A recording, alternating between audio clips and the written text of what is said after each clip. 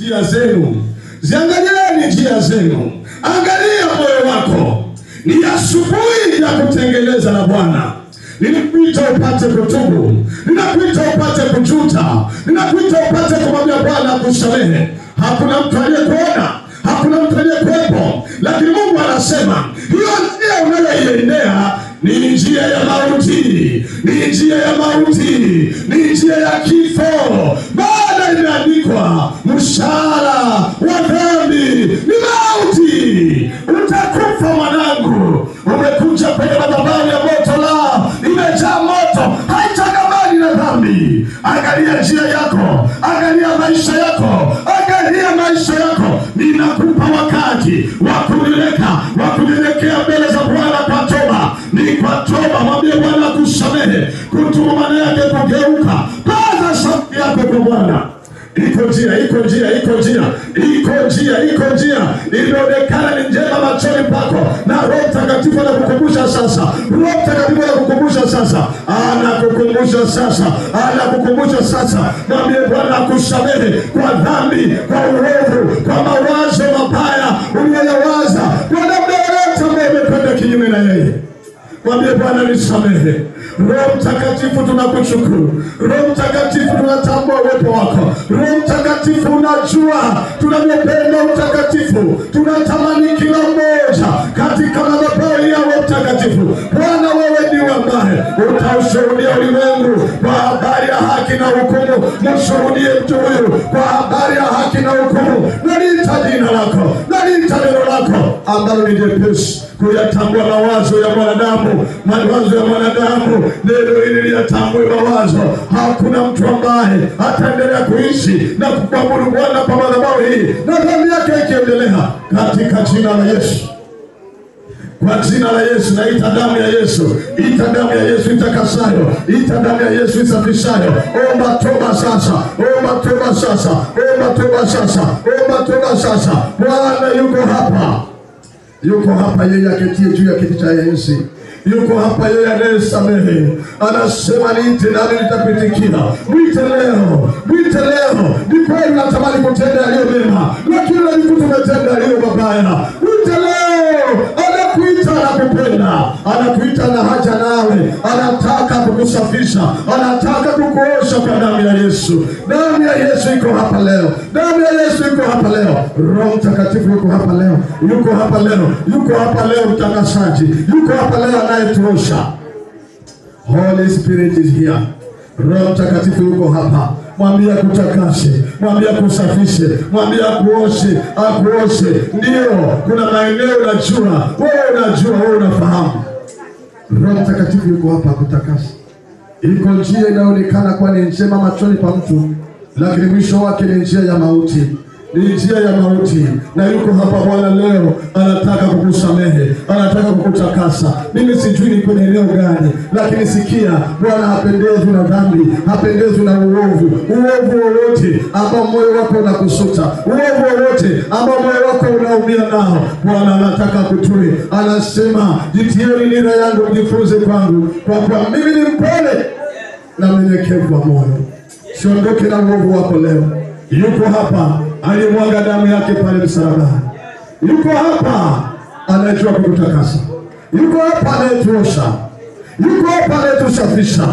Anataka tuwe watakatifu kama yeye Bwana alivyo mtakatifu. Imeandikwa, iweni watakatifu kama Baba yeye wa mbinguni alivyo mtakatifu.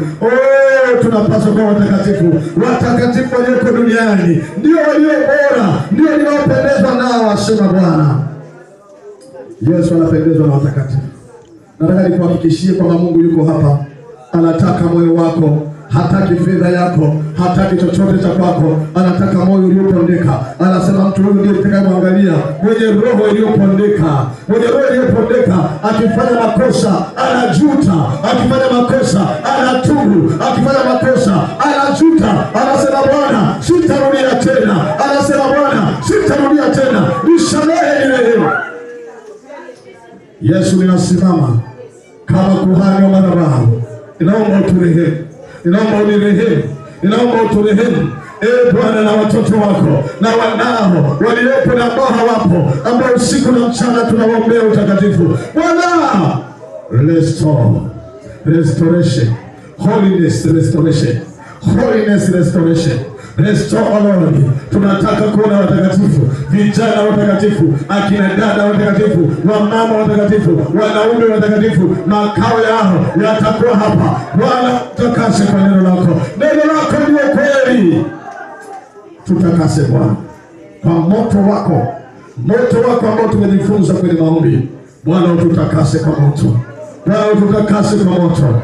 Bwana, ututakase kwa moto. Katika jina la Yesu, tangu mdogo hata mkubwa. Thank you Jesus. Wanafunzi wa darasa la 7, sogea mbele. Ambao tunakwenda kufanya mitihani yetu. Praise Mungu awabariki sana. Asante. Wanafunzi ambao kabla mjakwenda kwenye darasa lenu, ambao mnatarajia kufanya mitihani yenu siku ya Alhamisi na Jumatano. Ashuru alikuwa amefanya kazi ya kuteka mataifa mengi, ameyateka mateka. Na wakati huu akatuma mjumbe wake mwenye nguvu, ambaye alizunguka ukuta wa Yerusalemu akisema, ni nani atakayeokoa na mkono wa mfalme wa Ashuru? Akawaambia Hezekia, si wadanganye kwamba Mungu atawaokoa. Sisi tumepiga mataifa mengi walikuwa na miungu. Tumepiga mataifa mengi walikuwa na miungu ya Sefaimu. Tumepiga mataifa mengi walitarajia miungu yao, lakini wote tumewateketeza. Wala siwatarajie Misri, maana Misri ni kama mwanzi uliovunjika. Ule mtu anajitapa, anasema ili muwe salama, tokeni tufanye agano. Ili muwe salama, njoni kwangu, musalende, museme tumeogopa, museme hatuwezi kupigana vita na wewe mfalme wa Ashuru. Tukubaliane. Kama ambavyo tumejifunza kwenye shule ya Jumapili kwamba kuogopa vita kunaleta safari ndefu. Kumbe njia ya vita ndio njia ya mkato. Ili ufike haraka kwenye hatima yako, mwalimu amesema ni lazima ukubali kupigana vita. Wana wa Israeli wakasema jambo hili limekuwa gumu. Ndipo watu wakaja kwa mfalme Hezekia wakampasha habari. Biblia inasema mfalme Hezekia akavua nguo zake za kifalme, akavaa mavazi ya magunia, akaanza kuomboleza. Ndipo akatuma watu kwa nabii Isaya, kwamba nabii Isaya, kuna mambo haya yametokea. Maneno haya tuliyoyasema ni maneno ambayo mfalme Hezekia aliwaambia wajumbe waende kwa nabii Isaya, wakamwambia nabii Isaya, nabii Isaya, watoto wako tayari kuzaliwa, lakini hapana nguvu za kuwazaa. Maana tuko tayari kuendelea kumtumikia Mungu, tuko tayari kuliza taifa imara la Mungu, lakini nguvu ya kuzaa hakuna. Maana ni kweli anayosema mfalme wa Ashuru, ndivyo alivyo, anawapiga wengi. Sio kwamba anadanganya, lakini sisi tunajua alipiga miungu mingine, tunajua aliteketeza kwa moto. Maana miungu hiyo ilikuwa kazi za mikono yao, lakini wewe Bwana tunajua wewe ni mkuu. Haleluya. Katika jina la Yesu, mtu mmoja apunge mkono wake aseme amen. Haleluya.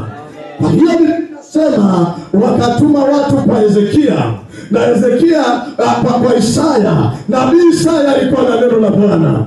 Nataka ujifunze kitu, mtu wa Mungu. Wakati mambo yamefika shingoni, mambo yamekukaba, hujui wapi kwa kwenda, kimbilia kwa Mungu aliye hai. Alipokimbilia kwa Hezekia, Hezekia akamwambia mfalme asiogope, maana nitasikizisha mshindo wa mfalme wa Ashuru, na hatakuja katika Israeli, atakwenda atakufa kwenye nchi yake mwenyewe.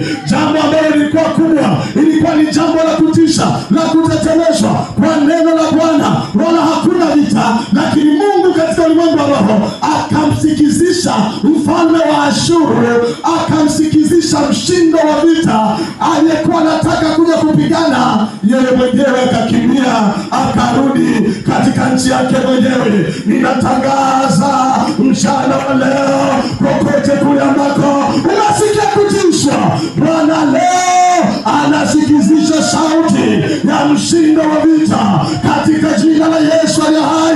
Wanarudi waliopanga kukushambulia wanarudi kinyume, hawatakushambulia katika jina la Yesu aliye hai. Neema ya Bwana iko pamoja nawe, uwezo wa Bwana uko pamoja nawe, nguvu za Bwana ziko pamoja nawe, na utashinda katika jina la Yesu aliye hai. Wapendwa katika Kristo Yesu, watoto wako tayari kuzaliwa kwenye maisha yako. Mungu tayari ameshafanya. Ni baraka katika ulimwengu wa roho tayari imeshawekwa. Kila kitu kiko tayari, lakini kinachopungua ni nguvu ya kuzaa. Tayari hilo gari uko naomba limeshakuja. Tayari hiyo ndoa uliyokuwa unaomba imeshakuja. Tayari hiyo nyumba imeshakuja. Tayari hayo maisha kiroho yamekwisha kuja. Bwana tayari ameshakujibu. Lakini unachokikosa ni nguvu ya kuzaa. Na ndio maana tumekwenda maombi ya kufunga siku 3 usiku na mchana, tukiomba nguvu ya kuzaa, na mambo makubwa yatazaliwa. Na mambo makubwa yanazaliwa kwenye madhabahu, mambo makubwa yanazaliwa kwenye maisha yako, mambo makubwa yanazaliwa kwa jina la Yesu aliye hai. Haleluya! Unaheri Mungu aliyekuongoza kuja kwenye hii madhabahu. Umebarikiwa wewe ambaye Bwana alikuleta kwenye hii madhabahu, maana hautakuwa na siri nyingine. Siri yako itakuwa kwa sababu unamwabudu Mungu katika madhabahu ya moto lao, na Mungu ambaye ni moto lao atakutangulia mbele yako kama moto uteketezao, kama moto uteketezao. Washindanao na wewe watakuwa wanashindana na Bwana katika jina la Yesu aliye hai. Ni wakati wa kupokea nguvu ya kuzaa leo, ili uzae muujiza wako katika jina la Yesu. Haleluya! Na zaa muujiza wako. Ashukuriwe Mungu aliye juu sana, ambaye ametupa neno. Na akitupa neno hatuambii kwamba tukuhubirie wewe. Akitupa neno wachungaji wa moto lao, tunaanza kulifanyia kazi sisi wenyewe, tunaanza kuliishi sisi wenyewe, ili wewe ukizingua sisi tunasepa nalo. We are determined to win. We are determined for greater things. Tumeshajipambanua kwa mambo makubwa wala si madogo. Na wewe shika vizuri upindo, kamata vizuri upindo, kamata vizuri haya maneno. Ukikamata haya maneno utajiona uko mahali ambapo hukuwaza kupafikia. Haleluya, haleluya. Watoto wako tayari kuzaliwa, lakini hapana nguvu ya kuzaa. Kuzaa ni nini? Tunapozungumza habari ya kuzaa, namba moja ni kuleta kitu kipya kutokana na kilichopo. Kilichopo kinaleta kitu kipya ambacho hakikuwepo. Tunasema hiki kilichopo kimezaa hiki kipya. Kuzaa maana yake kuleta kitu kipya. Tunaposema mtoto amezaliwa, maana yake hakuwepo. Kuna wazazi wawili walikuwepo, alafu wameleta mtoto duniani. Tunasema mtoto amezaliwa. Kwa hiyo kuzaa ni viwili vilivyopo vimeleta kimoja. Lakini sio tu watu wanazaliwa. Utasikia hili duka limezaa duka lingine. Maana yake nini? Duka moja lililopo limezaa duka lingine. Kadhalika kanisa linazaa makanisa. Mara nyingi kilichopo kinazaa kile kinachofuata kinachokuwa kwa aina yake. Ndio maana ukijua huyu mtoto wa moto lao, utaona tu anayohubiri, utaona tu moto ukitoka. Mbezi anazungumza hapa, unaona tu moto unatoka kinywani, unaona tu unayopokea, unaona kabisa hii ni original, ni mbegu ya moto lao. Na ndivyo watoto wa madhabahuni watatambulikana kokote watakapoenda, sio kwa majina, watatambulikana kwa moto, watatambulikana kwa moto. Maana tumeamua moto utakuwa kwenye vipaji vya uso, moto utakuwa kwenye midomo, moto utakuwa kwenye mifupa yetu siku zote za maisha. Piga makofi kwa Yesu aliye hai. Tunazaa vya aina yetu. Wanangu wameenda wiki iliyopita kuimba kule, wameenda kwenye ile kongamano. Wanangu wameenda pale, walivyoimba tu unaona hawa ni watoto wa moto lao. Wengine wote wanaimba wanachomoka, lakini watoto wangu wamesubiri mpaka mwisho wa ibada. Hakuna kuchomoka kabla ya ibada. Hawa ni watoto wa moto lao. Piga makofi kwa ajili yao, na kupitia hawa moto utaenea duniani. Haleluya, haleluya, haleluya. Japokuwa ulikuwa mnyonge, ulikuwa dhaifu machoni pako mwenyewe, lakini Bwana atakutengeneza. Moto lao preaching, moto lao kwaya, utapaka mbawa kama tai, utakwenda viwango katika jina la Yesu. Tutakuangalia kwenye televisheni, tutakuangalia kwenye televisheni, sio mbali karibu. Nyimbo zako zitafanywa challenge TikTok, nyimbo zako zitafanywa challenge kwenye mitandao. Haleluya, maana Mungu wetu, maana Mungu wetu ndio Mungu wetu ni moto nao. Ndio maana ninashangaa hata mchawi akitaka kuloga hili kanisa, sijui anachukuaje. Akipeleka kuzimu, akitamka tu kwamba nataka tulage kanisa, wanauliza kanisa gani? Wanauliza kanisa gani? Yaani ile tu akitaja jina amesababisha mlipuko. Akitaja jina amesababisha mlipuko. Maana Mungu wetu ndio.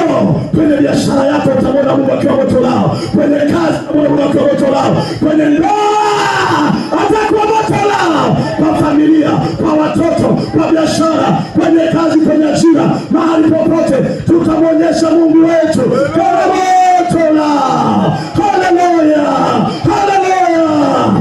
Simama, simama kiume, simama kike, jifunge kibwewe, kwenda kwa spidi, kwenda kwa kasi. Onyesha kwa Mungu wako ni moto lao. Acha kulialia, chukua responsibility, chukua majukumu, utamwona Mungu akikutendea. Sema amen tena. Kuzaa ni nini? Kuzaa ni kitu kilichopo kinazaa kingine. Mungu ametutuma kuzaa watu ambao wana moto. We are here to bring forth the fire, consuming fire into people. Moto lao ukae ndani ya watu wa aina yetu. Sema amina kama unaelewa. Jambo la pili tunapozungumza kuzaa ni kufanya kitu ambacho hakikuwepo kiwepo. Kitu ambacho hakikuwepo kikawepo. Ndio maana chama kimezaliwa. Chama cha TANU kimezaliwa 1954. Kimezaliwa, hakikuwepo, kimezaliwa. Na ndio maana leo inazaliwa idara ya IT. Idara ya IT haikuwepo, watu wanafanya tu kazi. Lakini leo timu ya IT inazaliwa leo. Leo timu ya IT inazaliwa leo. Leo timu ya uinjilisti inazaliwa leo. Leo timu ya maombi inazaliwa leo. Leo inazaliwa, haikuwepo, lakini nguvu ya kuzaa imetokea leo. Wanazaliwa watu wa maombi, wanazaliwa watu ambao kikosi waombaji tupo, lakini kuna mwenyekiti wa maombi, hatuna kikosi cha maombi, kinazaliwa leo. Timu ya kuchukua video na kushuti ipo, lakini leo inazaliwa kwenye maombi haya, tayari imezaliwa. Hata usipoitangazwa, imezaliwa timu tayari ya IT, imezaliwa timu tayari ya uinjilisti, watu ambao wanatoa kulihubiri neno, watu ambao wako kwenye kutumikia Mungu kwa njia ya uinjilisti. Wamezaliwa. Kwa nini? Kwa sababu watoto walikuwa tayari kuzaliwa, hakukuwa na nguvu ya kuzaa. Na sasa tumepokea kuzaa. Vitu ambavyo havikuwepo vinatokea. Upige makofi kwa Yesu kama unaelewa tena. Haleluya, haleluya, haleluya. Kuzaa ni kuanzisha jambo jipya. Vyote hivi vinaitwa kuzaa. Na kuzaa ni dalili ya baraka. Kuzaa ni dalili ya kutimiza agizo la Mungu. Baada ya kumuumba mwanadamu, Mungu alichokiagiza cha kwanza ni zaidi kaongezeke. Chochote kilichobarikiwa huwa kinazaa. Tazama, duka lililobarikiwa linazaa duka. Duka lililobarikiwa linazaa duka lingine.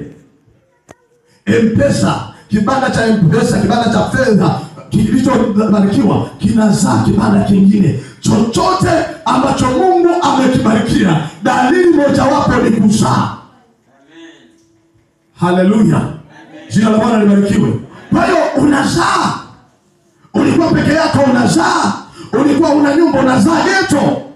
Ulikuwa unazaa. Vitu vinaanza kutokea, vinaanza kuja. Kuna vitu vinaanza kutokea kwenye maisha yako ambavyo havikuwepo. Hiyo ni dalili ya Mungu kukubariki. Amen. Haleluya. Haleluya.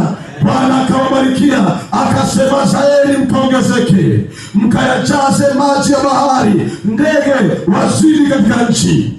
Mwanzo 1:22. Mungu anataka tuzae. Akatutia kwa Nuhu, kwa Nuhu, akamwambia Nuhu, nanyi zaeni mkaongezeke, zaeni sana katika nchi, mkaongezeke ndani yake. Kuzaa ni agizo la Mungu. Mungu anatamani uzae. Umekuwa na biashara moja muda mrefu, Mungu mapenzi yake ni izaliwe nyingine. Umekuwa na huduma mara moja muda mrefu, Mungu mapenzi yake izaliwe na nyingine. Umekuwa na kazi moja, Mungu mapenzi yake izaliwe na nyingine. Kuzaa. Haleluya. Sikia, bustani ya Edeni ilikuwa na mito minne ambayo kila siku ilikuwa inamwagilia bustani ya Edeni isinyauke. Mito minne. Maana yake nini? Maana yake Mungu ni Mungu ambaye anafurahishwa na wingi na upele. Zaeni kaongezeke. Kwa kumbe kuzaa ni agizo la Mungu. Lazima ujiangalie. Mwaka unapinduka, umezaa nini katika mwaka husika? Maisha yako mpaka hapo ulipo umezaa nini? Nini ulichokizaa? Kitu gani ambacho kinafurahisha? Ndio maana ifike mahali tupanda hata ua tu kama hilo. Ukiangalia unasema mimi hili huo nimelipanda. Kuliko unatembea no impact. Kwenye dunia unaishi hakuna chochote ulichokisababisha. Hakuna ulichokizaa. Wiki iliyopita watu wakubwa wawili wamekutana Dodoma, wanajipiga picha. Wanasema tunashukuru Mungu kwa ajili ya maono ya mchungaji Imani Oscar Katana. Watu ambao hatukujuana, tuko hapa Dodoma, tuko na mzee kiongozi, tumekutana Dodoma, wanamshangilia Mungu. Kwa nini? Kwa sababu Katana alikubali kukaa kwenye maombi, akazaa. Kanisa linaitwa Moto Ulao Online Church. Lililozaliwa watu wanafurahia, wanakula mema. Nisikize vizuri, yeyote anayezaa, kinachozaliwa kinakuwa sio cha faida yake, kinakuwa kwa ajili ya faida ya wengine. Ukizaa duka, hautaenda kulisimamia wewe, utaajiri mwingine. Ukizaa mtoto, tunawalea watoto vizuri, tunawafundisha neno la Mungu, lakini najua hakika watakwenda kutumikia Mungu huko mbali. Ni mara chache watabaki na sisi, maana hata sisi tulielewa huko kwa makanisa yetu, tuko hapa. Kwa mara nyingi dalili ya kwamba umezaa, kile ulichokizaa kinakuwa faida kwa wengine. Amen. Sema amina, haleluya. Ukipanda mti ulioupanda, namba moja, wadudu wanaanza kufaidika. Unashangaa wadudu wamekaa pale. Unashangaa wanyama wanaanza kukaa chini ya kivuli. Kila kinachozaliwa kinakuwa kwa faida ya wengine. Ndio maana Mungu anasema zaeni. Haleluya. Umezaa nini mtu wa Mungu? Kuonyesha kwamba watoto wako tayari kuzaliwa. Mawazo unayo. Mawazo ya kujenga unayo. Mawazo ya kuhamia kwako unayo. Mawazo, yani mawazo tu yapo. Sasa hayo mawazo ndio kwamba wako tayari kuzaliwa. Ndio yako tayari kuzaliwa. Lakini nguvu ya kuzaa hauna. Ndio maana leo tumekuja kupokea nguvu ya kuzaa. Punga mkono wako kama uko tayari kupokea nguvu ya kuzaa. Haleluya. Hata Yesu mwenyewe alikusisitiza kuzaa. Yesu anasema zaeni matunda. Kwa sababu kuzaa, Yesu anataka tuzae. Anasema zaeni matunda. Katika Injili ya Mathayo sura ya 3 mstari wa 8 na Injili ya Yohana sura ya 15 utaona Yesu anavyosisitiza, mimi mzabibu, baba yangu mzabibu, mimi matawi, zaeni matunda. Anataka tuzae. Kila tawi lizaalo hulitunza. Mungu anatunza wanaozaa. Injili ya Luka sura 13, ule mti ambao ulikuwa hauzai, hata Mungu mwenyewe alitaka kuukata. Kwa nini? Alisema hata ardhi unaiharibu. Kama hauzai, hata ardhi unaiharibu. Kama hauzai, unaharibu mazingira. Maana kuna mtu anakufa njaa kwa sababu wewe tu hujakubali kuzaa hiyo duka. Kuna mtu anakufa njaa kwa sababu wewe tu hujakubali kuzaa hilo wazo. Nakwambia ukweli. Kuzaa. Yesu anasema zaeni. Na kipimo kimojawapo cha kuona neema za Mungu zikija kwenye maisha yako ni kwa njia ya kuzaa. Unapozaa ndipo unapata kinga ya Mungu. Maana kila tawi lizalo hulitunza ili lizidi kuzaa. Sema amen, haleluya. Baada ya kufahamu kwamba kuzaa ni mpango wa Mungu, kuzaa ni agizo la Mungu, sasa ni mambo gani yanayozuia mtu asizae? Kwa nini mtu aliyefikia umri wa kuzaa, mtu mwenye sifa za kuzaa, asizae? Sifa za kuzaa ni zipi? Namba moja, sifa ya kuzaa ni kukomaa. Hauwezi kuzaa ukiwa mchanga. Ili uzae lazima ukomae. Ndio maana kama uleti mshirika hapa, hujazaa mtu yeyote mwingine kuja kanisani, kosa sio lako, kosa haujakomaa. Kwa sababu mtoto hazai mtoto. Kwa hiyo haijalishi na kipimo cha namna gani, unapiga fire namna gani. Sifa ya kwanza kwenye Sunday school tumeambiwa, sifa ya kwanza tukayopima kwamba unamtoa Mungu, unamjua Mungu, mwalimu ametuambia ni kumtolea. Vile unavyogusa kutoa. Can you imagine? Ni mtu mmoja tu ametoa hapa. Naona madhabahu yameandika just a single person. Kiangalia hapa ni magalama, ni mashilingi. Jaribu kuulizia bana kama ni shilingi ngapi. Lakini mtu mmoja anayemjua Mungu anatoa vyote. Sio mchango. Kwa tunampima mtu kwamba amekuwa amekomaa kwenye eneo la kutoa anapomtolea Mungu. Lakini kama fungu la 10 tu, zaka na sadaka ni shida kutoa, hatuwezi kuhesabu umekuwa. Jambo la pili tutakalo kupima kama wewe umekuwa, kukua kunapimwa na kuzaa. Umezaa nani? Maana wajibu wa Mkristo, kondoo ndiye anayezaa kondoo.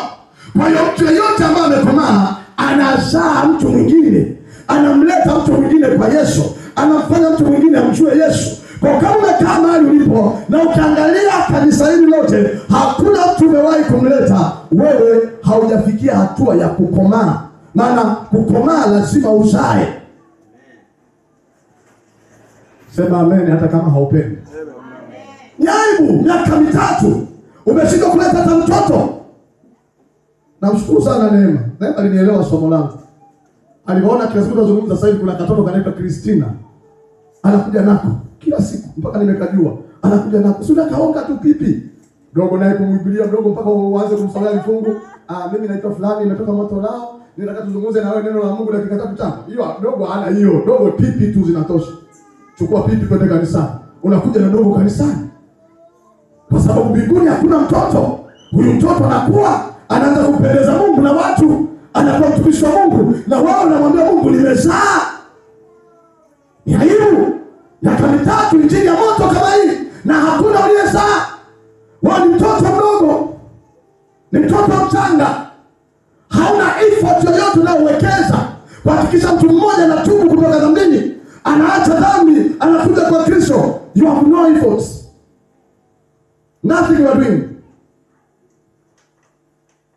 Kanisa liko kimya. Ndio kuzaa kutakuonyesha kwa umekomaa. Ndio maana tulisema hatutampeleka mtu yoyote, hatutamtambua mtu yoyote kwamba anastahili kusoma uchungaji au kulelewa katika huduma ya kichungaji mpaka azae zaidi ya watoto 10 na walee. Sio uzae tu sasa nimemleta sasa kwa mchungaji, yaani mzae akue mwanao.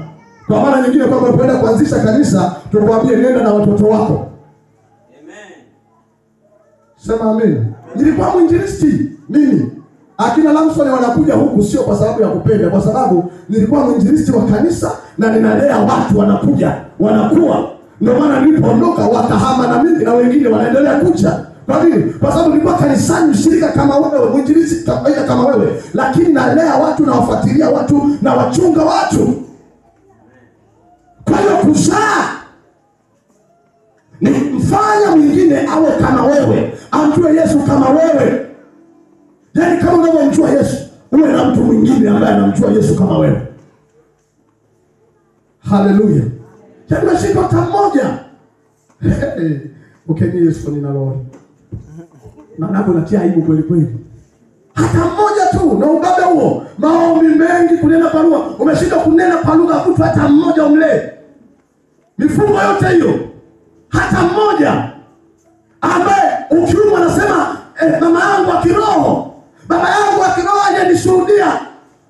Hata mmoja ambaye anakufa na maisha yako hauna. Alafu unadunda. Niko moto la. You are not serious at all. hauko serious.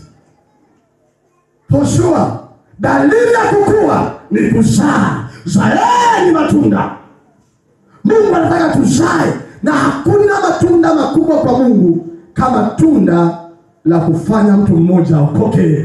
Maana ukifanya hivyo, mbinguni wanashangilia, mbinguni wanapiga vigelegele, na malaika wanaposhangilia wanachungulia duniani ni nani aliyesababisha hiyo sherehe. Wanakuta ni mtu mmoja ambaye amekwenda kugawa vipeperushi, ni mtu mmoja ambaye ametumia watu meseji, ni mtu mmoja ambaye amekwenda kukaribisha jirani yake, ni mtu mmoja ambaye amepeleka watu kulihubiri neno, ni mtu mmoja ambaye ametoa sadaka ya televisheni, ni mtu mmoja ambaye kweli yeye hajaweza, lakini amesimama kwa fedha yake, kwa mawazo yake, kuhakikisha injili inahubiriwa. Inatangaza wanazaliwa watu leo ambao moto wa injili utawaka ndani yao. Wanazaliwa watu leo ambao watakubali, hawatakubali jua lichomoze na kuzama bila kuzungumza na mtu mmoja habari za Yesu. Nisikize mtu wa Mungu. Kwa Mungu kulipwa kwamba umefanya kazi yake ya kuhubiri, sio kwamba lazima ulete mtu akubali aokoke. Yaani ile tu kwamba umesema naye amekusikia, umeshafanya. Haleluya. Wasaidizi wangu ambao wanafanya leo kazi madhabahuni hapa, tumeshapengeana kabisa na vitengo. Kwamba ukigawa kipeperushi ni shilingi ngapi? Ukishuhudia mtu ni shilingi ngapi? Sio haja yani umeshuhudia tu umechukua namba yake, umeingiza siku kwa Bwana, umeingiza uchumi kwa Mungu, umeingiza fedha kwa Mungu. Sema amina kama unaelewa. Hilo ni jiwe limekupata. Heri mtu yule ambaye anakwenda kutendea kazi maneno haya ili upige hatua katika eneo lako. Kuzaa ni dalili ya pili ya mtu kwamba amekomaa. Dalili ya kwanza kutoa, dalili ya pili inaonekana kwa nje baada ya mtu kukomaa ni kukomaa, ni kuzaa. Lakini mtu aweze kuzaa lazima awe na nia ya kuzaa. Kwa hiyo tunazungumza kuzaa, watu lazima uwe na nia, ndani yako iwepo nia ya kutaka kuzaa. Lakini namba tatu, lazima kuweko na nguvu ya kuzaa. Sifa za mtu anayezaa: namba moja, lazima awe amekomaa, kwa maana kuwa amekuwa. Namba mbili, awe na nia ya kuzaa, na namba tatu, awe na nguvu ya kuzaa. Na hapa kwenye nguvu ya kuzaa ndipo tunapokuja kwenye somo lingine. Kwa nini sasa watu wanakosa nguvu za kuzaa? Nitakueleza sababu nne kwa nini watu wanakosa nguvu ya kuzaa. Na baada ya hapo tutakuwa na nafasi ya kumlingana Bwana anayetupa nguvu ya kuzaa. Sema amina kama uko tayari. Sema amina kama uko tayari. Haleluya. Haleluya. Namba moja kwa nini watu wanakosa nguvu ya kuzaa ni hofu na mashaka. Na kwambia ukweli, sasa hivi kuna wadada ambao sio kwamba ana shida ya uzazi, lakini ameshasikiaga tu kwamba kuzaa kuna uchungu. Anapanga na daktari kwamba daktari, mimi nataka operation. Sitaki, mimi mambo ya uchungu sitaki kabisa. Kwa hiyo anaenda kufanyia operation, sio kwa sababu ana changamoto yoyote kwenye mwili wake, ila kwa sababu hataki uchungu, hataki kupush, hataki mateso ya uchungu. Kwa hiyo anaenda anajipeleka kuzaa kwa operation. Kwa nini? Kwa sababu ana hofu na mashaka. Lakini Biblia inasema Mungu hakutupa hofu, hakutupa roho ya uoga, bali roho ya nguvu na upendo na moyo wa kiasi. Timotheo wa pili sura ya 1 na mstari wa 7. Kwa nini watu wanakosa nguvu ya kuzaa? Namba moja, hofu na mashaka. Una hofu na mashaka, huwezi kuzaa. Unaona biashara zimekuwa nyingi, na unajifariji, unasema nianzishe duka pale, nianzishe genge hapa. Mbona biashara zimekuwa nyingi? Nitauza kweli? Nitauza kweli? Ni wapi ambapo utaenda ukuta hakuna watu? Labda umbe dunia yako. Kila mahali kuna watu, kila mahali kuna vitu vinaendelea. Kwa unapokuwa na hofu, nikianzisha hii biashara, nikianzisha hiki, nikisha hii, nitaweza. Unakuwa na hofu, unaogopa. Na unaogopa hauzai. Kwani nani asiyejua kwamba umri wako hapo umefika? Nani asiyejua? Tunajua umefika. Ndevu hizo za nini? Umefika. Tunakujua kabisa. lakini huwezi kuoa kwa sababu una hofu. Mtamlisha nini mtoto wa watu? Mtafanyaje? Unaenda, siku zinaenda, unaogopa. Na kanuni yetu moto lao ni kwamba mtu yeyote aliyokoka vizuri huwa hachelewi kuoa. Kinyume chake ni kweli. Mtu yeyote ambaye ana hofu ya Mungu, anamwogopa Mungu, huwa hachelewaji kuoa. Hatuwasemi upande mwingine kwa sababu nyinyi lazima atokee mtu akusemeshe. Lakini hata dada, unajua muda wako wa kuolewa umefika. Unafahamu kabisa, lakini unachokosa ni nguvu. Una hofu. Binti yangu mmoja kule Arusha, Jafeti Katana, huyu ni mtu hatari sana. Na mbezi alipokuwa anasema Katana, jamani, kwa habari ya bunduki alikuwa hanisemi mimi. Alikuwa anasema Jafeti Katana. Kwa sababu nimeshafundisha uwezi kumtolea mfano mchungaji wako kwenye ministry ethics. Nimeshapita chuo hicho. Kwa hawezi kusema mchungaji, hawezi kunitolea mfano mimi mchungaji wake. Ameshasoma ministry ethics, ni wanafunzi wangu. Kwa alikuwa anamsema yule pale Jafeti Katana. Yule Jafeti Katana yule ana harakati nyingi sana. Sasa akiwa Kagera alikuwa na rafiki yake. Yule rafiki yake bwana Jafeti Katana katika malezi yake ya kiroho akawa amemlea, anamuelewa. Baadaye kukawa na binti kwenye darasa yangu ya mabinti. Kukawa na binti mmoja kule Arusha. Vijana hawa wakafanya manuva. Yule binti yani anajua kabisa hawa watu ni wacha Mungu, ni watoto wa moto lao. Akawa anajua. Lakini hofu yake akawa hawezi kuwakubali. Hawezi kumkubali yule jamaa. Bwana Jaffe mpaka sasa hivi anatuma sadaka za shangwe za Yesu. Bariki sana mwanangu. Kwa yule kijana yani akawa anaugua moyo wake mpaka anapiga simu. Unajua maji ya shingo ikufika. Maji ya shingo kufika kwenye mahusiano. Uangalie mwambie nani. Utaficha kwa mchungaji utafika, lakini akikufika wewe utajitokeza, baba mchungaji, nina jambo naomba tuongee. Nini? Asi nilikuwa na dada mmoja sasa hapa mimi nashindwa. Tunajua hapo dawa imeingia. Mimi niliingiaga dawa mpaka nilimwambia mama mzazi. Nikampigia simu mama. Nini mwanangu? Wewe mama, yani mama. Dawa inaingia. Sasa ule dogo akawa amemtamkia ule binti vizuri, yuko tayari ninji kwa kuchagela sugar. Yule binti akawa na hofu. Anamwangalia mtu mmoja ambaye hajatamka.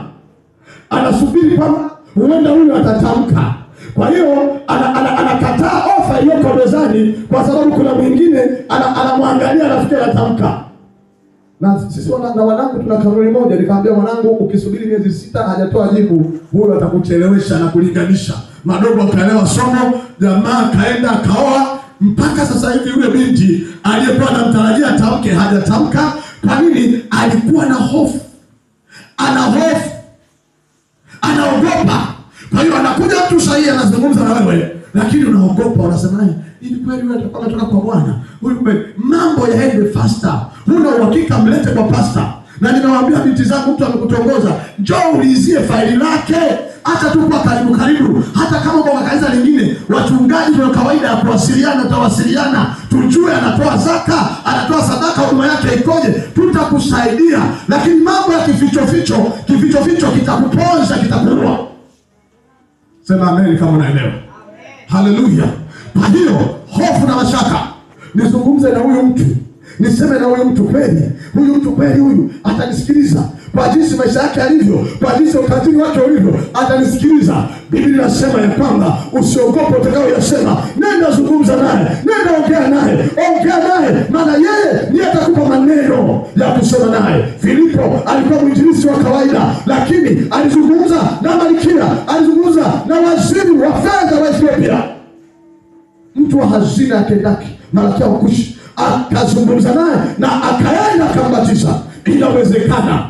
Usiogope sura zao, usiogope nyuso zao, usiogope maisha yao. Uwe hodari na moyo ushujaa, na Bwana atakwenda pamoja nawe. Hofu inazuia watu wengi wasisai kabisa. Mtaji unao, lakini biashara matikiti wanafanya wengi. Hii biashara ya bihogo wanafanya wengi. Hapa kwenye mtaa wanapika chapati wengi, watapika wengi, na uwe pika pamoja nao. Haleluya. Hata kama nyota ni nyingi sana angani, kila nyota inaonyesha mwanga wake. Wazo lolote Mungu amekupa kufanya, nenda kafanye, usiangalie ni nani anafanya, na wewe fanya hivyo hivyo. Sema amina kama unaelewa. Kwa hiyo hofu na mashaka vinazuia watu wengi wasizae kwa sababu wanaogopa. Jambo la pili linalozuia watu wakose nguvu ya kuzaa ni uzembe wa kiroho. Dhambi na uzembe wa kiroho imeandikwa kwenye Isaya 59 mstari wa kwanza na wa pili.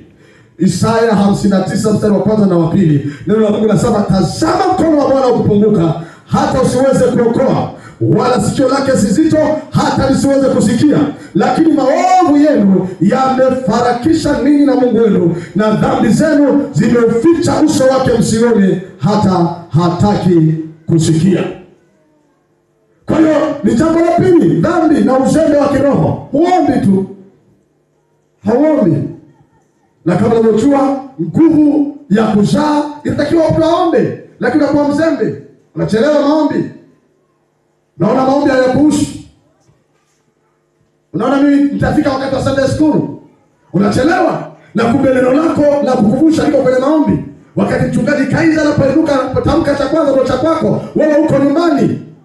Uzembe unakuchelewesha, unakosa kuzaa kwa sababu ya uzembe. Nimekuja kugundua watu wa Mungu, kila ibada unayohudhuria, ukihudhuria vizuri, ina vitu vya kubadilisha maisha yako.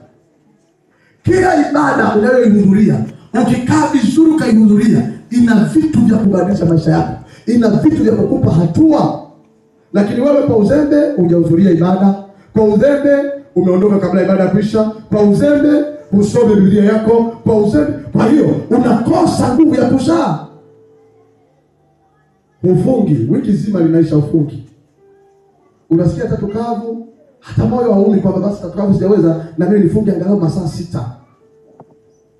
Kwa unakuwa kwenye moto, kanisa lina moto, wewe wa baridi. Kama jiwe liko mtoni lakini lenyewe ni kavu kabisa. Kwa utashindwa kuzaa. Kitu kimoja ambacho watu hawajui, wanafikiria kwamba neno la Mungu linazungumza kuzaa, linampa mtu kuzaa tu kwenye mahubiri na kuleta watu kwa Yesu. Hili neno ukilishika vizuri, linaenda kukuzalishia faida. Linaenda kukuzalishia biashara, kwenye uchumi, kwenye ukienda nalo hili neno, linakwenda kukupa uzao, maongezeko. Kwa sababu gani?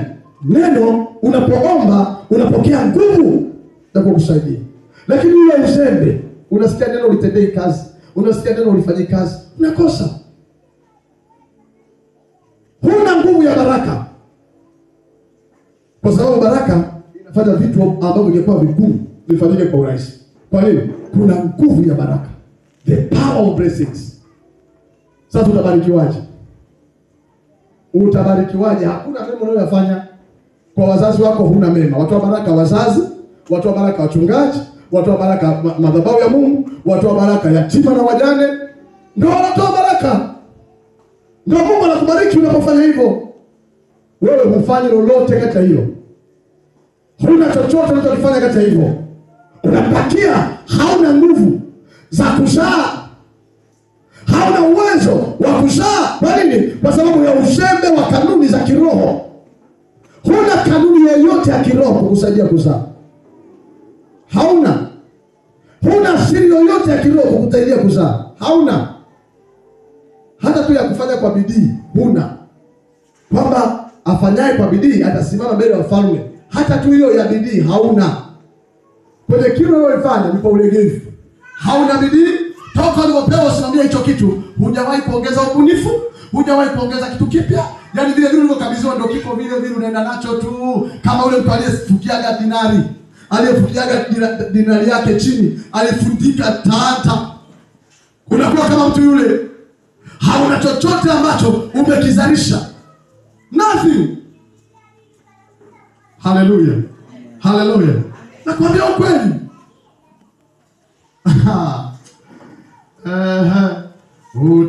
Utukufu, haleluya, sifa kwa mwana kondoo Yesu, namu imani safisha. Utukufu ni kwa Yesu. Kuzaa. Hakuna siku madhabahu ya moto lao tumewahi kuweka njiwa. Hakuna. Tuliwahi kuweka. Lakini Lakini kuzaa nikajaribu huyo ataungua na moto. Nikiangalia tena njiwa yupo. Nikamwambia basi mwanangu, mwache tu huyo njiwa endelee kuruka. Huyo hapa anaruka hapa. Huyo njiwa anaruka. Amezaliwa anaruka, ameshika jana. Sema amina. Nguvu ya kuzaa. Kwa unapopokea nguvu ya kuzaa, unaleta kitu kipya ambacho hakikuwepo kwenye ile eneo ambalo Mungu amekupa. Unakuja na challenge. Cha kwanza tu cha muhimu, unauliza mchungaji, nataka kufanya hiki na hiki. Mama sio kafanya nje ya maono. Alafu unakupa direction. Unaleta kitu kipya kinakuwepo. Unalinga nacho. Sema amina katika jina la Yesu aliye hai. Kwa hiyo kuna nguvu ya kuzaa. Unapokuwa mzembe hautazaa. Utakosa nguvu ya kuzaa. Kwa sababu utaitoa wapi nguvu ya kuzaa? Wakati malaika amebeba nguvu ya kuzaa, wewe haupo. Wakati malaika ameleta uwezo wa kuzaa, wewe haupo. Utabaki katika hali hiyo hiyo. Bwana akuondoe katika fungu hilo katika jina la Yesu. Sema nitazaa sana. Sema nitazaa sana katika jina la Yesu. Napokea nguvu ya kuzaa katika jina la Yesu. Namba 3, kitu gani kinazuia mtu akose nguvu ya kuzaa? Ni mashambulio ya kiroho. Mashambulizi ya kiroho. Roho za kuchelewesha, roho za kuahirisha. Roho za kuahirisha. Unajikuta tu unaahirisha. Nitafanya jambo hili, unaahirisha tena. Ni mashambulizi, ni roho ya kuchelewesha iko pale. Imesimama. Inataka uje uoe una miaka 40. Kwa kile ukipata mtu ukikaribia tu wakati wa kuoa unapigwa chini. Sababu huijui. Ili uanze upya. Kila jambo alifikiri mwisho. Mashambulizi ya kiroho. Shetani anakuvamia na hauna nguvu za kupigana. Kwa nini? Hufungi, huombi. Kwa nini? Hujajazwa Roho Mtakatifu. Kwa nini? Unapuuza neno la madhabahu. Kwa hiyo utafanya fedha na fedha itaweka kwenye mifuko iliyotoboka. Yaani mtu mzima kabisa amepokea mshahara na unamuuliza mshahara umepeleka wapi? Hata mimi mwenyewe sijui hela zinakoendaga. Ati yeye mwenyewe amefanya kazi na ajui hela zinakoendaga. Wewe vipi? Yaani ni jambo, mimi niko kwenye television ya Mungu linahubiri, na baada ya kuhubiri nusu saa ya pili watu tunapokea simu. Yaani ni jambo ambalo watu wanapiga simu nchi nzima hii. Mchungaji niombe, nafanya kazi sijui hela zinaenda wapi. Ndio. Hajui hela zinaenda wapi. Kwa sababu gani? Hela hajazitolea zaka, hela hazina mpango wa Mungu, hela yani kwenye hiyo hela ya Mungu hafaidiki na chochote. Na kama Mungu hafaidiki na chochote, alinde kwa ajili ya nini? Mungu analinda mahali ambapo ana faida napo. Mungu amekupa parachichi, amekupa embe. Embe unatakiwa ule nyama, tunda lake lile, mbegu ukapande. Wewe ulivyo mwamba unakula embe, unakula na kokwa. Vyote unakula. Unavikatakata kama kachumbari. Alafu ndio maana hufurahi maisha. You will never enjoy life. Kwa nini? Kwa sababu kile alichokupa Mungu kapande kama mbegu. Umekula na chenyewe. Kapande mbegu wapi? Kwa wazazi hujapanda. Ukapanda mbegu wapi? Madhabahuni hujapanda. Ukapanda mbegu wapi? Kwa yatima na wajane hujapanda. Ukapanda mbegu wapi? Kwa kazi ya ufalme hakuna unachokifanya. Na mwingine nafikiri mpaka kiwe kingi, ngoja nije nipate fedha nyingi ndio nimtolee Bwana. Sikiliza, kwenye hicho kidogo anza kuweka bajeti vizuri kwa ajili ya kazi ya ufalme. Sema amina. Sema amen. Kwa mashambulizi ya kiroho, mashambulizi ya nguvu za giza yatakufyonza nguvu ya kuzaa. Ndio. Miezi mitatu inafika, abortion inatokea. Miezi mitatu inafika, abortion inatokea. Anakuja kaka amezungumza vizuri, anakaribia kwenda kwa wazazi, anachikichia. Wadada wamekuja hapa Jumamosi iliyopita, tulikuwa na maombi na nikawapa nafasi andike mambo yao. Mambo aliyoandika kwenye zile karatasi. Unaona binti zetu wanapitia wakati mgumu kabisa. Mwamini mtu anaenda naye vizuri, muda unakaribia, with no reason mahusiano yameharibika. Sasa mahusiano yameharibika, binti hapa amekataa watu wengine wengi ambao wanania kwa sababu wana mtu huyu. Maisha yameharibika. roho ya kuchelewa imeingia. Lakini mambo haya yanatokea kwa nini? Kwa sababu hakukuwa na nafasi ya kumuuliza Mungu aongoze hatua. Kitabu cha Danieli sura ya 10 na mstari wa 12 na wa 13, unaona kabisa shetani anazuia mpango wa Mungu. Hata malaika Mikaeli anakuja kusaidia. Mchana wa leo nguvu ya Bwana iko hapa kukusaidia. Ikiwa liko jambo lako ambalo unatamani kulizaa na nguvu za giza, uwezo wa kipepo umelizuia, leo katika jina la Yesu malaika wa Bwana wafanye kituo kukusaidia. Sema amina kama unaelewa, katika jina la Yesu aliye hai. Sema amen, haleluya. Sema amen, haleluya. Mwisho kabisa sasa, ufanye nini ili upokee nguvu ya kuzaa? Namba 1, nguvu ya maombi. Maombi yanaleta nguvu ya kuzaa.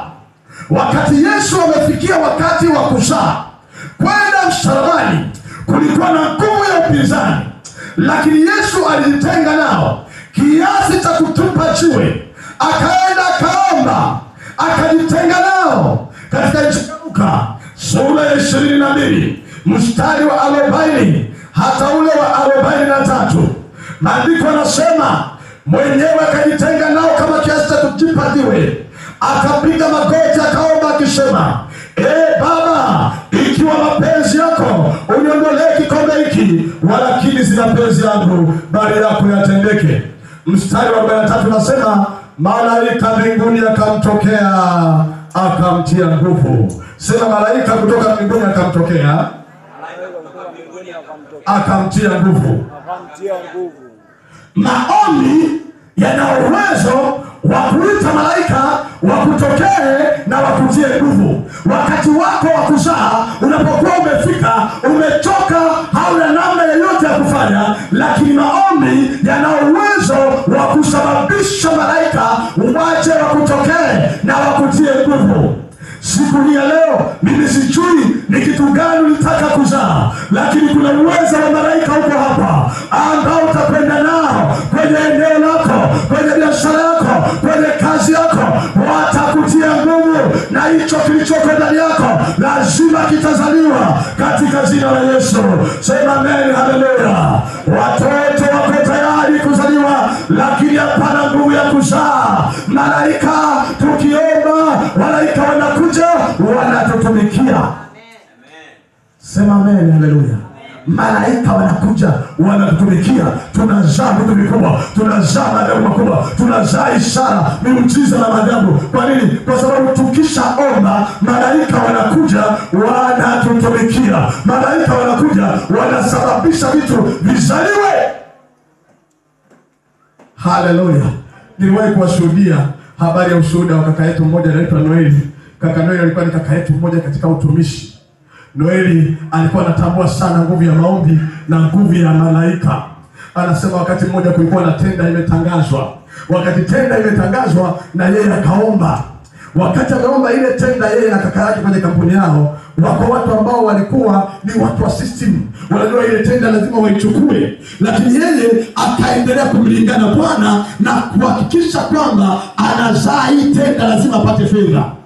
Wakati anaendelea kuomba na kumlingana Mungu, analitia jina la Bwana kwa ajili ya ile tenda. Anasema siku moja akapokea simu kutoka ofisi ile waliopeleka tenda. Akapiga simu.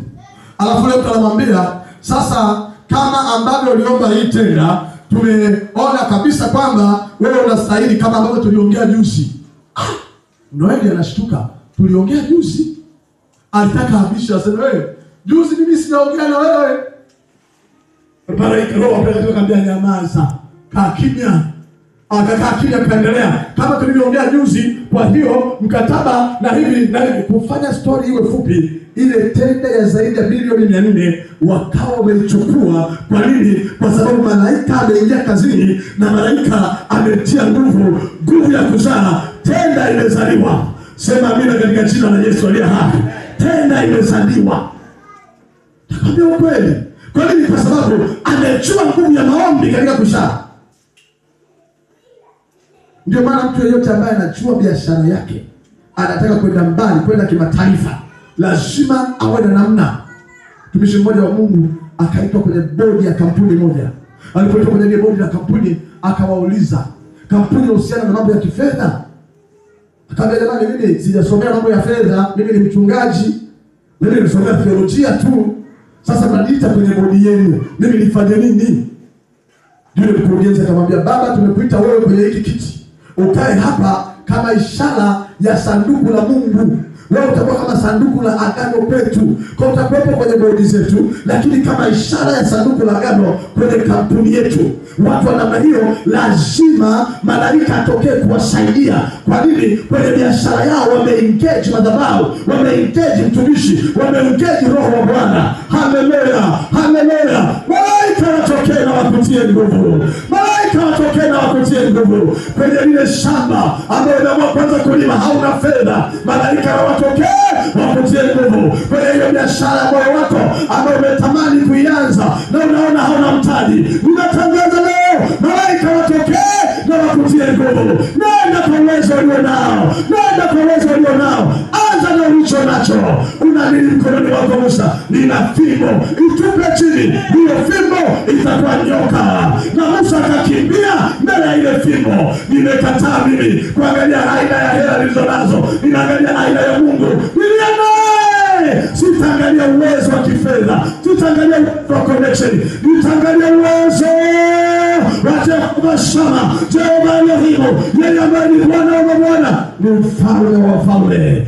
Katika jina la Yesu, imeandikwa watu wamjuao Mungu wao watakuwa hodari na watatenda mambo makuu. Ninaachilia uwezo wa kutenda mambo makuu katika jina la Yesu. Haleluya, haleluya. Dalili mojawapo ya kwamba hujui Mungu, hauna mambo makuu yanayotendeka kwenye maisha yako. Hauna mambo makuu, you have no testimonies. Kwa sababu watu wanaomjua Mungu wanatendaga mambo makuu, na mambo makuu yanapotendeka hata yeye mwenyewe anakuwa hawezi kueleza. Ndio maana unashetu kuimba, ametenda maajabu nami siwezi kueleza, siwezi kueleza, siwezi kueleza. Ametenda maajabu nami siwezi kueleza, ametenda maajabu, ametenda maajabu nami siwezi kueleza. Haleluya, siwezi kueleza, siwezi kueleza. Tenda maajabu, haleluya, siwezi kueleza. Ametenda maajabu. Mwezi wa 9, maajabu yawe yako kwa jina la Yesu aliye hai. Nasema maajabu yawe yako kwa jina la Yesu. Miujiza yawe yako kwa jina la Yesu. Maajabu ni fungu lako. In Jesus mighty name. Na yatia moyoni maneno haya kwa damu ya Yesu. Ukashangazwe na Bwana. Kwa Mungu miujiza na maajabu imejaa. Usitosheke na muujiza wa mwaka juzi. Usitosheke na muujiza wa mwezi uliopita. Kila siku ni mpya kwa Bwana. Kila siku ina muujiza wako kutoka kwa Mungu, na Mungu anapenda kufanya. Lakini tatizo lako nguvu ya kuzaa. Maombi yatakupa nguvu ya kuzaa. Vitazaliwa vitu. Sema amen, haleluya. Sema tena amen, haleluya. Vitazaliwa vitu. Thank you Jesus. Thank you Holy Spirit. Naona kuna watu wanapokea neno hili. Naona kuna watu wanapokea kwa hasira neno hili. Utakwenda kuzaa vitu vikubwa. Tutajivunia wewe. Tutakutolea mfano wewe. Tutakuhubiri wewe. Ni kweli Mungu anahubiriwa, lakini Mungu ameruhusu waliotendewa mambo makubwa wahubiriwe. Yule mwanamke aliyepaka mafuta miguuni pake, Yesu mwenyewe akasema, popote injili itakapohubiriwa, habari za huyu mwanamke zitatajwa. Ukawe mmoja wa watu ambao injili ya moto lao itakapohubiriwa, tukakuhubiri na wewe. Semaga ujui tunapoenda kuhubiri mbali. Wapi tunahubiri? Tunawahubiri ninyi. Mnaotendaga mambo makubwa tunawatajaga. Pale kanisani kwetu kuna mama alifanya hivi na hivi. Pale kanisani kwetu kuna kijana. naye popote injili itakapohubiriwa na mwanamke huyu atatajwa. Huwaga hubiriwi Mungu peke yake, na wale waliotenda makuu wanahubiriwa. Utakuwa mmoja wapo mwezi wa 9, utakuwa mmoja wapo mwezi wa 9, utakuwa mmoja wapo. Sio kwa sababu ya fedha ulizonazo, sio kwa sababu ya connection ulizonazo, sio kwa sababu ya ndugu ulionao, kwa sababu ya Mungu uliye naye. Maombi yanasababisha vitu vizaliwe. Maombi yanachochea malaika waje kukusaidia. Haleluya. Niliwaambia ninayesimama mbele yako kukuhubiria, nimewahi kupokea fedha nisijue zinakotoka. Holy Spirit. Niliwaambia watu tuliokuwa nao kwenye maombi, darasa la 7 kwa shule ambayo anasoma mwanangu, ada yao ni kama mara 2. Na sasa kwa sababu darasa 7 namaliza mwezi wa 9, kwa hiyo ina maana malipo yanakuwa makubwa kwa muda mfupi. Lakini kilichotokea wakati imefika mwezi wa 8, wale walimu wameanza kutuma vibarua vinakuja vingi. Nataka kufanya kitu kimoja, niazime fedha mahali. Lakini Roho wa Mungu akaniambia, utashuhudiaje watu? Kwa sababu umeanza na Bwana kwenye jambo hili, nitakiwa umalize na Bwana. Lakini siku ndio zimekaribia kuisha. Akasema sasa hapo inakuaje? Ikabidi watu ambao nilikuwa nataka kuwapigia simu ni stop, nyamaza kimya. Nikanyamaza kimya nikisubiri aliyeanza kazi njema aimalizie. Haleluya. Jina la Bwana libarikiwe. Kufanya story iwe fupi, Bwana akawa ametenda, akafanya tofauti na nilivyokuwa ninafikiria. Kwa nini? Kwa sababu kuna namna ambavyo Mungu ukimwamini, ukadumu kwenye kufunga na kuomba, Bwana anatatua shida zako. Sio kwa uwezo ulio nao, ila anatuma malaika wakusaidie. Ndio maana leo nimesema ni siku ya kupokea nguvu ya kuzaa. Sema amina kama unaelewa, katika jina la Yesu aliye hai. Namba 2, nguvu ya kuzaa inakuja kwa neno la Mungu. Neno la Mungu katika Isaya sura 66 na mstari wa 9 anasema hivi. Isaya 66 mstari wa 9. Je, mimi nilete wana karibu na kuzaliwa nisizalishe? Wakati Ezekiel anasema watoto wako tayari kuzaliwa, hapana nguvu ya kuzaliwa, lakini Mungu anasema, je, mimi niletaye wana karibu na kuzaliwa nisizalishe? Neno hilo ndilo linalosema. Asema Bwana, mimi nizalishaye, je, nifunge tumbo? Asema Mungu wako. Mungu mpango wake ni kutaka vitu vizaliwe. Kwa hiyo hawezi kwa sababu ya kuzuia au kuondoa nguvu ya vitu kuzaliwa. Hawezi kwa sababu, bali yeye ni Mungu aletaye wana karibu na kuzaliwa. Kwa hiyo kama utalishika neno, kama utaliamini neno, uwe na uhakika ya kwamba hata kama mazingira hayaruhusu kuzaa, utazaa kwa sababu unaliamini neno la Mungu. Wakati hakuna cha kukiamini, liamini neno la Mungu. Wakati ulioamini wamepiga chenga, wamechepuka, liamini neno la Mungu. Neno la Mungu ni kweli, neno la Mungu ni hakika, neno la Mungu lina uwezo wa kufanya hicho alichotaka kizaliwe ndani yako, kitazaliwa. Neno la Mungu. Yeye ni Mungu aletaye wana karibu na kuzaliwa. Ukimwamini, lazima ndoto yako itazaliwa, lazima maono yako itazaliwa, lazima hicho ulichotaka kukizaa kitazaliwa, lazima hiyo huduma itazaliwa, lazima hiyo business plan itazaliwa, lazima hiyo malengo yatafikiwa, lazima hilo duka litazaliwa, hilo shamba litalindwa, hiyo huduma itazaliwa. Kwa nini? Kwa sababu aliamini neno la Bwana. Nitakuwa pamoja nanyi hata ukamilifu wa dahari. Kwa naamini kwamba yuko pamoja na mimi, natembea yuko pamoja na mimi. Kwa ukiamini yuko pamoja na wewe, unapokea nguvu ya kuzaa. Sema amina, haleluya, katika jina la Yesu. Jambo la 3 kukusaidia kuzaa ni nguvu ya ushirika. Nguvu ya ushirika. Nguvu ya ushirika. Kitabu cha Kutoka mstari wa sura ya 1 mstari wa 19 na wa 20. Wale wazalisha, wale watu wanaozaa walikuwa na ushirika na wakunga. Nguvu ya wakunga itakusaidia kuzaa. Wakunga ni akina nani? Wakunga ni watu waliokutangulia kwenye hilo eneo. Wakunga ni nani? Wakunga ni watu wanaomba pamoja na wewe. Wakunga ni nani? Wakunga ni watu ambao wamefanikiwa, unaowaita baba wa hiari, mama wa hiari. Hao ni wakunga, wana uwezo wa kukusaidia hiyo ndoto iliyoko ndani yako izaliwe. Sema amen. Amen. Haleluya. Amen. Aha. Wakunga wazalisha. Kabinti kamoja kalikuwa kanang'ang'ania chai. Wanaambia chai ya moto, kanang'ang'ania.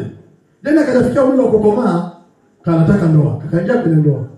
Halafu sasa kalipoingia kwenye ndoa, akapata ujauzito. Sasa kakazaa premature baby. Kakapelekwa Muhimbili. Muhimbili katoto kako kule na huku kamweka kwenye incubators kwa wanaenda kujionyesha. Sasa bado hajakomaa, akaanza kusumbua. Jamani njoo mnitoe huku, anapiga simu ya kina lichi hawa. Njoo mnitoe, jamani njoo mnitoe, tukutoe wapi? Kina lichi jamani mimi ndo niko huku. Anapiga kama mchungaji, anapiga njoo mnitoe. Tukutoe wapi? Sasa mtoto si waweza. Kwa lazima uwe na watu ambao unao uwezo wa kukusaidia kuzaa, kukusaidia ndoto yako itimie. Ndio maana ukiwa makini, una mambo unataka kuyazaa, tafuta mtu unayemwamini, yaandike, nataka mwaka huu nizaa hiki na hiki na hiki na hiki, alafu nampelekea. Unamwambia naomba unikumbushe. Mwezi wa 5 nataka nifungue kuuza chapati. Mwezi wa 5 nataka nifungue genge.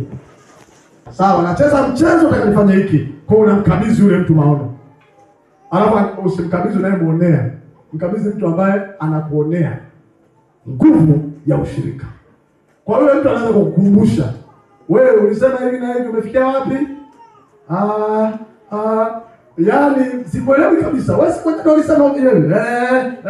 Kwa unajikuta unasaa kwa sababu una nguvu ya ushirika. Bwana apewe sifa. Tafuta mtu, mkabidhi, mwaka huu na maono haya na haya na haya. Alafu akufuatilie. Responsibility. Unakuwa responsible zaidi kuliko umepanga lifanyike, hakuna na kufuatilia. Kuna nguvu ya ushirika. Na ndio maana hata kwenye mambo ya maombi ni vizuri kama na ushirika na mtu. Mkawa wawili, anasema walipo wawili watatu. Wawili wanafukuza 10,000. Ukapata rafiki yako mmoja hapa moto lao, ukiwa na maombi yako, unaweza mkawa wawili mkajikuta tu tukutane tuombe. Mpushi jambo pamoja. Na watu ndio ukweli. Labda ni mimi tu nitokeaga. Mafanya wakati mimi nachoka. Nikaamua nifunge. Unashangaa nifika saa 9 sioni wingu. Naomba na vile. Kama nachoka. Wasi kama umefunga wewe. Bwana leta tu nile bwana. Kwa nini? Kwa sababu nimepanga peke yangu. Lakini tukipanga wengi hakuna kufungua. Unafunguaje mko wawili? Sasa nikifungua mimi sasa inakuwa. Iliwahi kunitokeaga wakati wa ujana. Tulipanga wawili kufunga. Sasa mimi nilipofika saa 9 ile somo nimekoma. Kaamua nikala. Jamani niambia vipi? Maombi yanaendeleaje? Tunaendelea vizuri tu. Yesu ni mwema. Kumbe nimekula. Unajua ndio maana ukishapita sasa ndio maana na mambo tunataka tukutane tukae wote hapa kwa sababu mimi mchungaji wetu mwenyewe niliwahi kuvunja agano. Kwa ninajua kuvunja agano. Kwa sababu hapa uso kwa uso tunalala tunagaagana tunaonana hapa. Soka hapa. Sasa nilipokula usiku nilipolala nikaota mlima, udongo wa mfinyanzi. Alafu yule jamaa anapanda, yani kwa urahisi tu mimi sasa. Yani siwezi kupanda ule mlima. Jamaa anapanda kwenda kule bila mwangalia yule. Nikajua kama mambo ukipatana wawili, Yesu yupo hapo katikati. Kwa nguvu ya ushirika, maana yake unakuwa na mtu ambaye mnatiana moyo. Inafika mahali mnafunga wote. Inafika mahali mnashikana pamoja, mnaomba pamoja. Kwa inakuwa rahisi. Bwana Yesu asifiwe. Kwa unajikuta unazaa na mtu wa namna hiyo, ni rahisi atakupa maono yako kwamba Bwana mimi nataka hiki na hiki na hiki Mungu alitendee. Na hiki na hiki tendee. Sema amen. Haleluya. Kuna Mampalile, mmoja wa ushuhuda wake ulinifurahisha ndio huo. Yeye walikuwa wanafanya maombi ya ushirika, alikuwa ni mdada na wote hawajawa kwenye ndoa. Ile mtumishi wa Mungu Mampalile tunamuita mzee kiongozi. Sasa mzee kiongozi akawa mwaminifu kule, anajua sana maombi ya kuombeana. Wanangu wengine hapa wanajua. Kwa hiyo na yule dada wakawa wanaomba. Wanataka kitu kizaliwe. Wakaombea vitu vingine vikazaliwa. Vingine vikazaliwa. Ikafika sasa wakati wa kuzaliwa ndoa. Mampalile jana akamwambia yule mdada, dada, mimi kwa kweli naona uhitaji wa kuoa umefika. Kwa hiyo naomba tulisukume ile jambo mbele za Mungu. Wakalisukuma. Baadaye na dada naye akamwambia Mampalile, na mimi kaka naona muda wa nani umefika, naomba tulisukume. Walipolisukuma wakaona sasa tunamsumbua tu Mungu. Wakaona sasa wanamsumbua Mungu. Wakaamua kujisukuma wao wenyewe. Mpaka sasa hivi ni wanandoa. Amen. Haleluya. Kuna nguvu katika ushirika. Kuna jambo lingine unaweza ukawa unamuomba Mungu, lakini kwenye ushirika wakati unapiga magoti unaomba, Mungu akakujibu kupitia mshirika mwenzako. Sikia. Bwana Yesu asifiwe. Haleluya. Nguvu ya ushirika. Kwenye maombi awamu hii tumesikiliza sana mahubiri. Tulikuwa na mahubiri mengi. Mmoja kati ya wahubiri tuliomsikiliza anashuhudia, anasema wakati wako kwenye maombi, kijana mmoja ameomba kazi, amechoka. Amezunguka kila mahali, ameomba kazi. Sasa kama tangazo maombi ya mfungo kama tulitangazaga, yule kijana akasema sasa Bwana naenda kukulilia. Akawa amekaa na baba mmoja karibu pale ushirikani hapo kanisani. Kijana akawa anaomba, anatoka jasho, anapiga maombi. Usiombe na maombi ambayo mtu anaamua kuomba. Nakwambia ukweli, ndio maana ukiwa unaomba watu wamekadhamiria kuomba. Geukia ukutane, piga magoti kaa kimya. Sitasahau kesha mmoja tumefanya huko. Akina na msoni wakaacha kuomba, akaanza kunicheka. Wakaambia tupige sijui roho gani, na mimi roho naona inanisumbua. Nikaanza kupiga mateke na rusha mateke karibia mpaka kule kwenye nguzo. Wakaanza kucheka, wameacha kuomba, wanaanza jamaa vipi? Na rusha mateke, siangalii na jasho linatoka, na rusha mateke. Na kemea hiyo roho. Sijui kama unanielewa. Ndio maana unatakiwa uwe makini sana, uwe very sensitive unapoomba, unapokuwa umefunga, unapofumba macho yako unaombea jambo, unang'ang'ana unaombea bali. Kwa yule kijana akawa anapiga maombi, jasho linamtoka. Mzee anamwangalia, anasema, "Huyu kijana kuna nini?" Sasa maombi uzuri watu wanasikika, "Baba, nimechoka na kutembeza bahasha. Awamu hii Mungu, ninataka unitokee, nataka unisaidie." Baada ya maombi yule baba akampatia business card, akamwambia kijana, "Unitafute." Yeye alikuwa anamlilia Mungu kanisani kwa washirika. Anapewa business card, ikawa ndo kazi yake, ikawa ndo ajira yake. Ameipata wakati anamwomba Mungu. Kwenye ushirika, kwenye maombi, tunaposhirikishana maombi, ni rahisi kupata mpendo. Sema amen. Kuna watu wamejitoa kwenye madhabahu hii. Kuna watu wamejitoa kwenye huduma yangu. Wamesimama na mimi mchana na usiku, na huwa nawatamkia hivi: asipojibu Mungu wa mbinguni, madhabahu ya moto lao itakujibu. Sema amina. Maana yake nini? Hata Mungu asipotoa mpendo, ukamwomba Mungu mtaji asipo hajakupa, lakini vile umejitoa kwa madhabahu hii, tutakupa mtaji. Nawaambia kwa wanangu, kwa kuna watu ambao amejitoa, ametoa zaka na zaka kwenye madhabahu ya Bwana. Anapofika mahali amekwama, ndio maana zaka tunazitunza. Akikwama mtu wa namna huyo, hata mbingu isipojibu, madhabahu inajibu. Ndio maana ni hasara sana kutumikia madhabahu sio kujua. Kwa sababu haikufahamu, haitunzi rekodi zako zozote. Tunatunza rekodi zako ili kukitokea jambo Bwana amechelewa kukujibu, sisi tutakujibu kama makuhani. Tutakujia na majoho yetu. Sema amina kama unaelewa. Nguvu ya ushirika inawatoa watu kimasomaso. Nguvu ya ushirika inawatoa watu kimasomaso. Na wengi wanaanza kufaidika na ushirika. Na wanaga tu wako mahali wanakula watu, alafu hata watualiki wachungaji na enjoy kwa raha zao. Tunaona tu picha. Tuseme nini sasa juu ya haya? Ni nguvu ya ushirika. Sema amen. Wanaenda kula machoma kama watu woni. Watu miamba jamani. Mwisho kabisa, nguvu ya kuzaa inakuja kwa kuchawa na Roho Mtakatifu. Roho Mtakatifu akichaa ndani yako atakupa uwezo, atakupa nguvu. Maana wote waliopokea aliwapa nguvu, aliwapa uwezo. Kwa Roho Mtakatifu akiwepo juu yako atakusaidia kuzaa.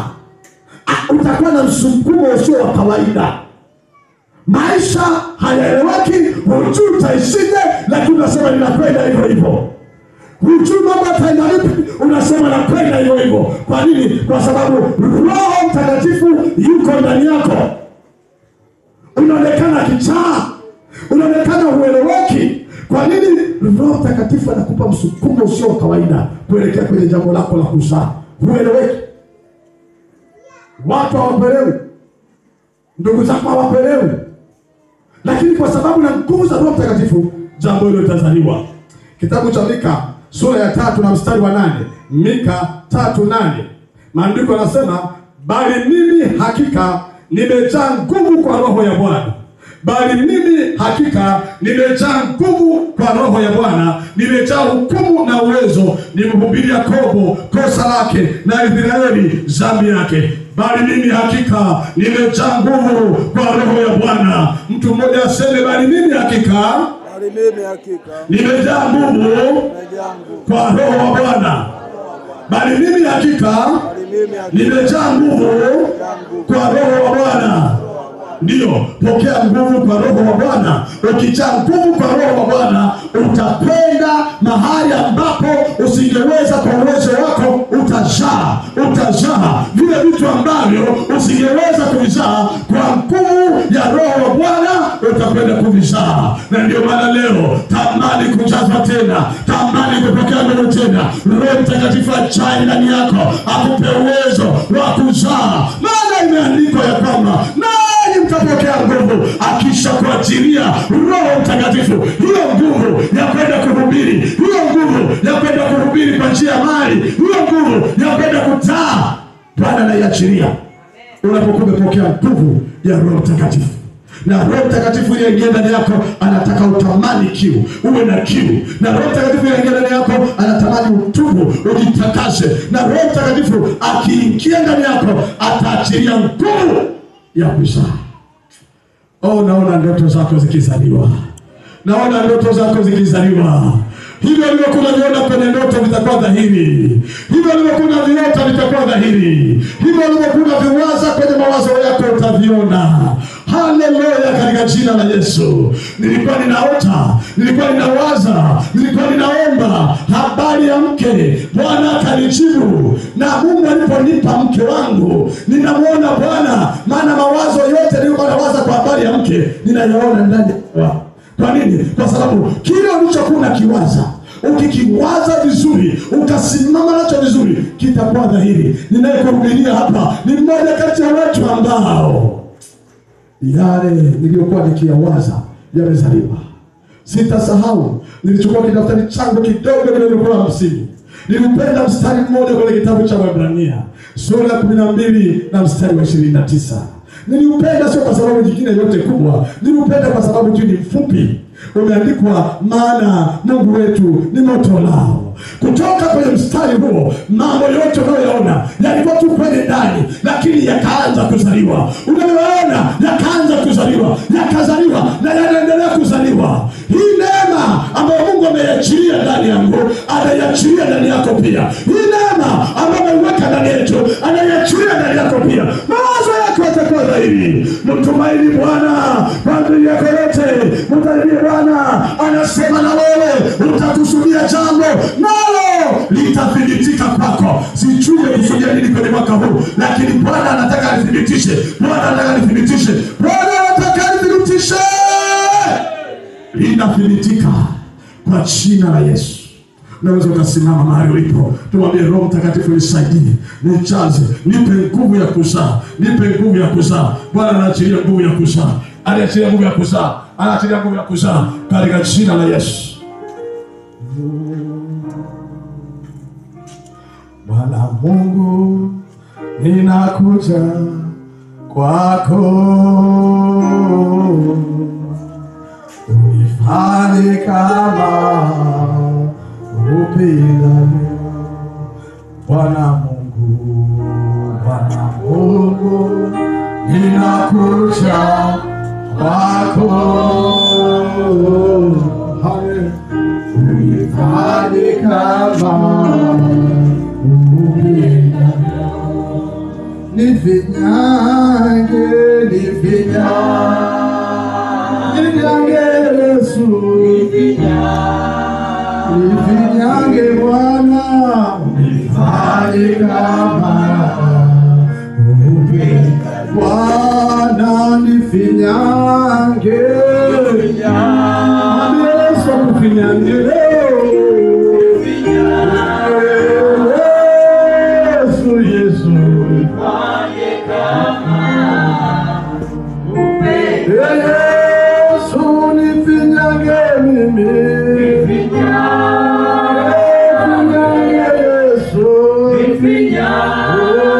nifinyange Baba yangu, nifanye kama Yesu, nifinyange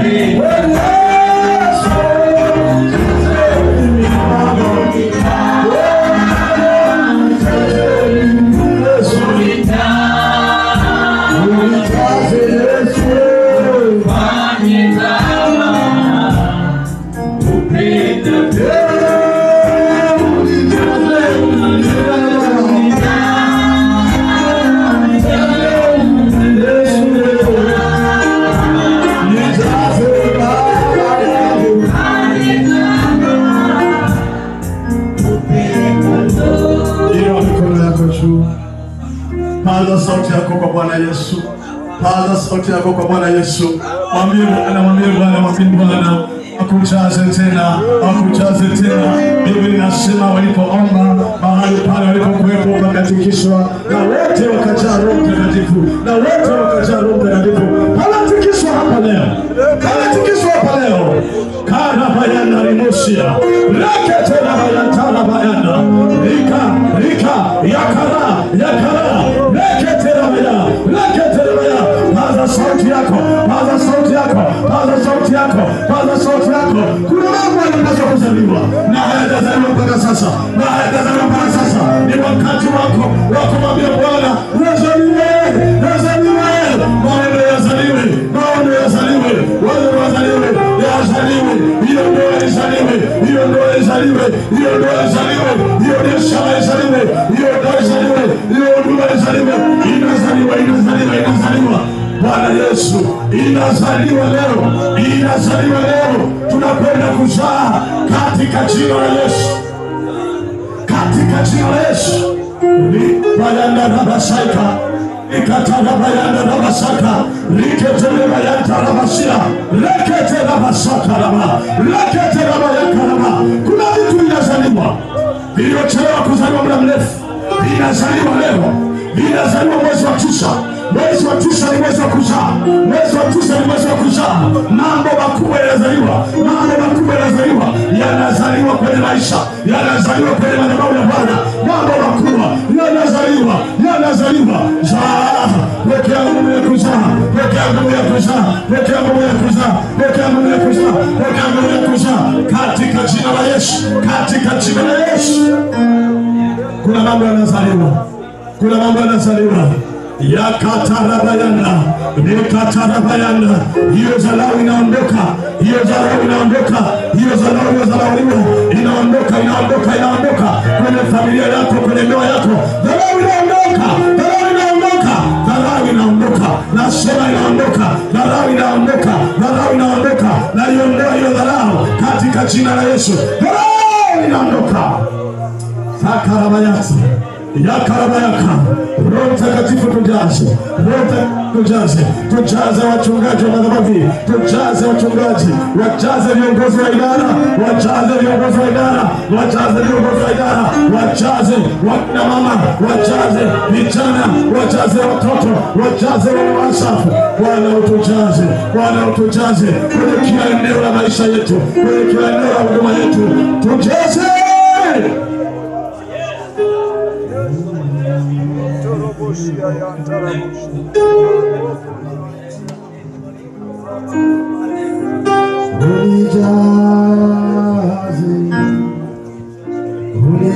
Unijaze, nifanye kama upendavyo.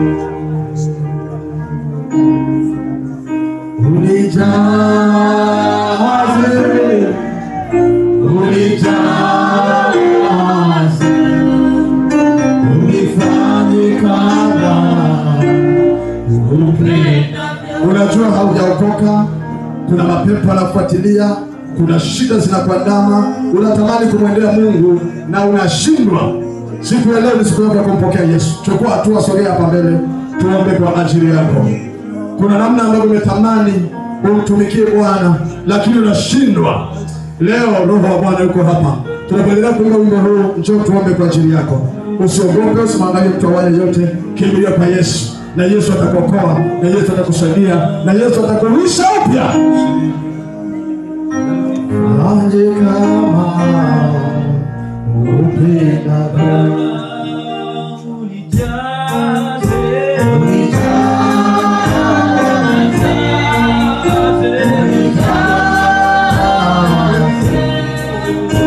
unifanye kama upendavyo.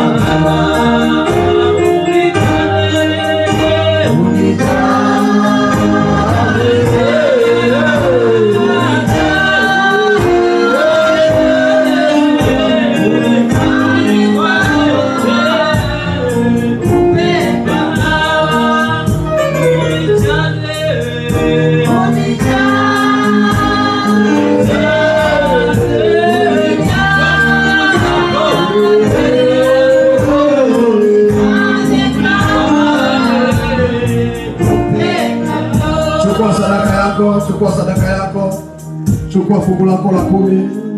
Kama tuombe kwa ajili yako, tunapokwenda kumtolea